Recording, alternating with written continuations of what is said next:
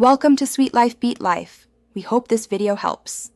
You start by confirming prerequisites, Visual Studio Edition and the workload you installed. Then, switch the solution to Debug Configuration and pick the correct startup project. Next, enable full debugging symbols in Project Properties, set debugging info to Portable or Full.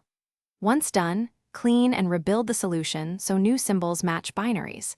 This prevents mismatches that silently disable breakpoints. Now make detailed settings. Turn off or adjust just my code depending on whether you need framework stepping, and enable source server or NET source stepping when needed. If the app runs in another process, use debug, attach to process, and choose the correct PID. Make sure symbol PDB paths include your output folder or the Microsoft symbol server.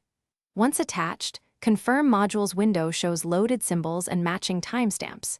If not, reload symbols manually. Finish by verifying breakpoints.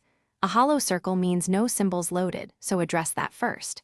If problems persist, restart Visual Studio, delete bin and obj directories, then rebuild and reattach. This resolves most stale file issues. For remote or container debugging, make sure the deployed binaries, source code, and PDB files are from the same build. One troubleshooting tip: when nothing works, check the module's window and symbol load details. They tell you exactly why a breakpoint failed to bind. Thanks for watching. Consider subscribing if we helped you.